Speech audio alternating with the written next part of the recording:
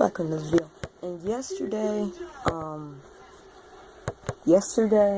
Romstyle made a video, and this video, wait a minute, I can't concentrate. Okay, so pretty much, Romstyle made a video yesterday, and this is going to blow your pants off, man. Like, this is some exciting news. And also, the creator of Xenoverse 2, he mentioned a lot of things. There's also a video.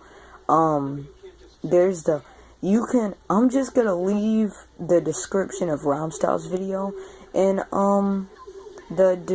my description, and then in his description, he has the video of the creator that is creating Xenoverse 2 about all this cool stuff, and it's just exciting. So let's get into it.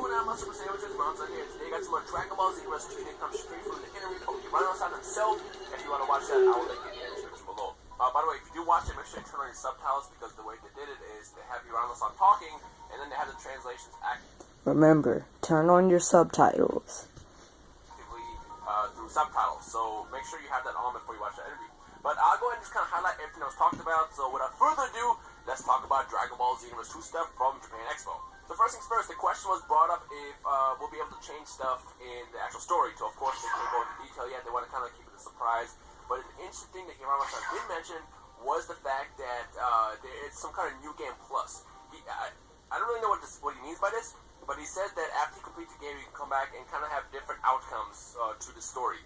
So to me, it sounds like New Game Plus, but the question is how different can it be? I mean, I know Xenoverse 1 had two endings. It had a regular ending, then had a true ending, which features basically you just finishing off Demigra. But as far as what they plan on doing this time around, I honestly don't know.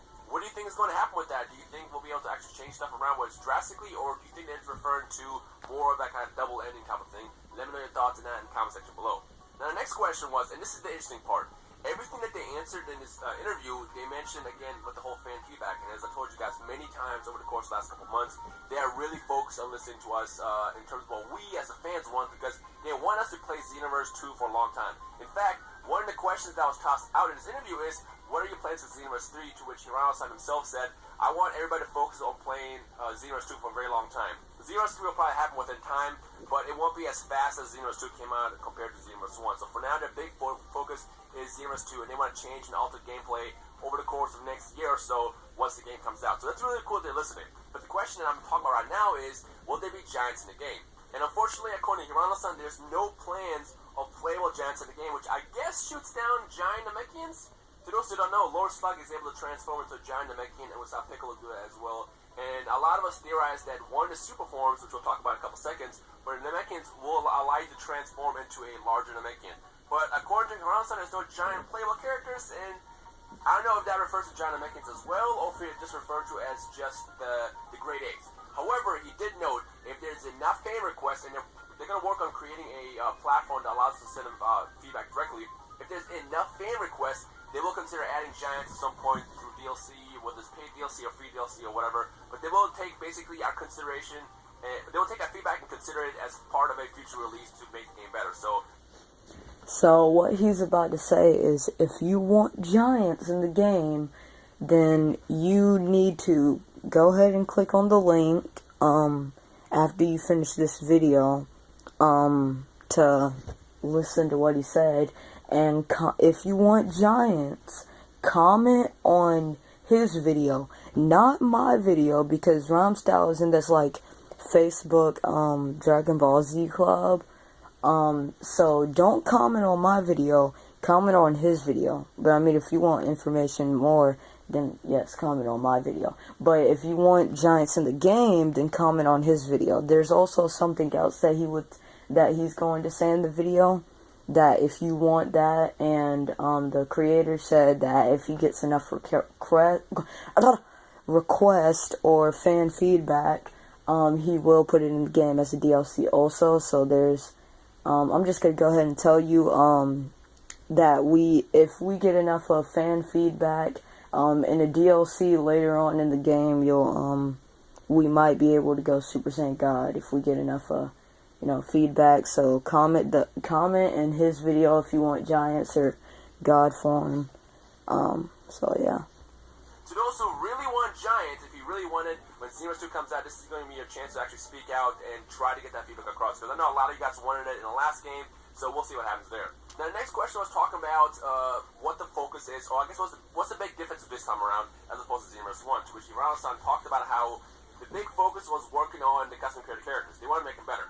As you guys already know, or in case you might not know, there are no new races after the game. It's still the same five. It's got humans, Namekians, Frieza, Saiyans, and the Majin race. And the big focus was allowing you to have more customizations, more attacks, more costumes, and they now introduce one of the new features called Awaken, which you guys saw in my gameplay a couple weeks ago. Now, at the time when I recorded it, I was only able to see what the Awakening is like for the Saiyan race as well as Goku. And basically, as you're powering up and get more ki, your transformation slot changes from like Super Saiyan 1 to the Awakening to Super Saiyan 3.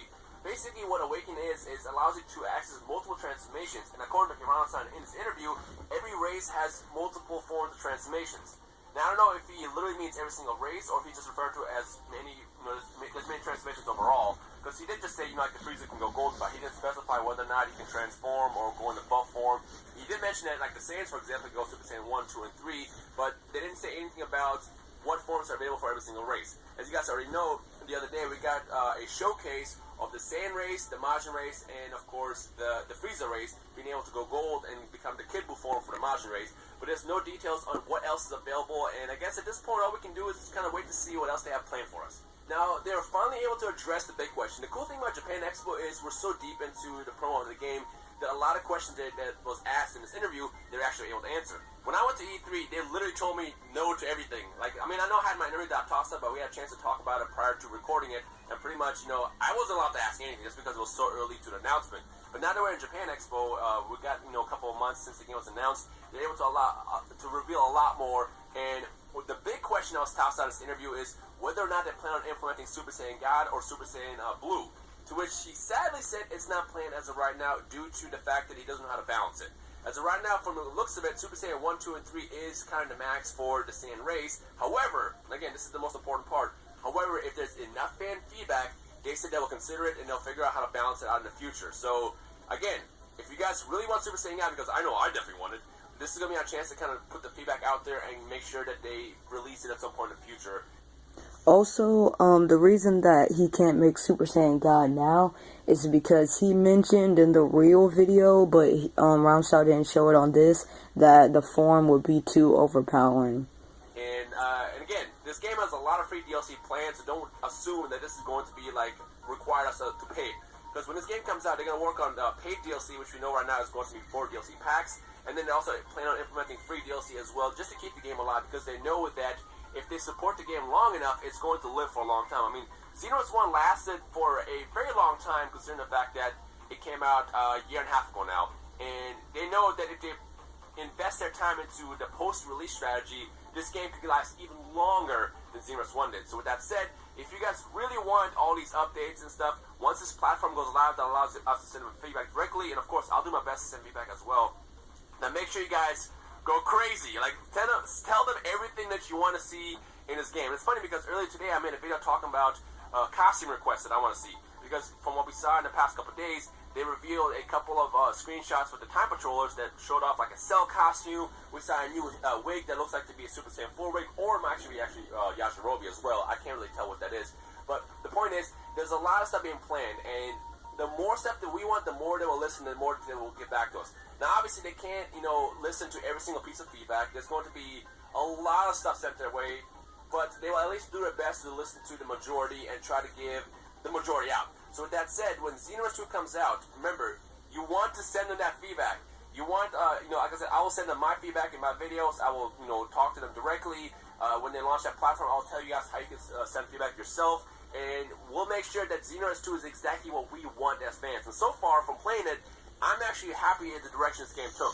They listened to a lot, they removed Super Saiyan spam, stuff like that, and the game just feels great. So with that said, when Xenoverse 2 comes out, we have the power to control it, of how long it's going to last. And it's important that we get that feedback across with stuff that we see in the game as we play it, essentially. Another question that was tossed out is how far they plan on going into the story. And specifically the question was, we'll be able to live through the Dragon Ball world as well as go as far as Dragon Ball Super. Now, right off the bat, Hear that? Starting from Dragon Ball to Dragon Ball Super.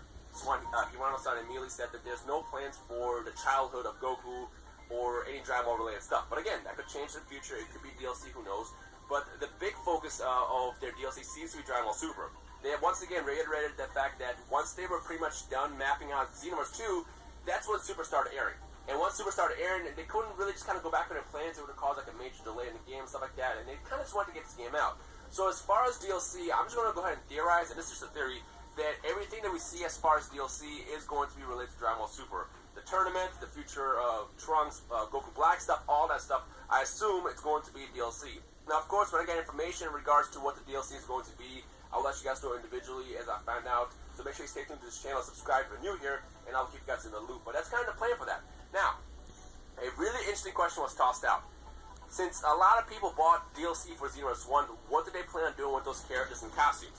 Now, obviously, they don't plan on implementing the same story from DLC 1, 2, and 3 from Xenoverse 1 in Xenoverse 2, but they did say that everything that we got in Xenoverse 1 DLC, you know, like stuff like the GT characters, the Super Saiyan God, Goku Vegeta, as well as Golden Frieza and costumes, will be available day 1 in the game. So we don't have to buy that again, which is good news, obviously. I mean, I know it's kind of weird to say that, but it was a question that popped out a lot. So to those who think you have to buy it again, you don't. And if you didn't get DLC 1 or 2 or 3 in Xenoverse 1, don't worry about it. Essentially what they're saying is everything that was released as DLC is already part of the main day 1 edition of the game. So that's good news. We don't have to rebuy it again. So it looks like the entire focus of DLC 1, 2, 3, and 4 for Xenoverse 2 is going to be new stuff, and we don't have to buy anything old again that was released before. So yeah. One final thing that was mentioned in the interview, they talked about Kantan City and basically what the involvement is.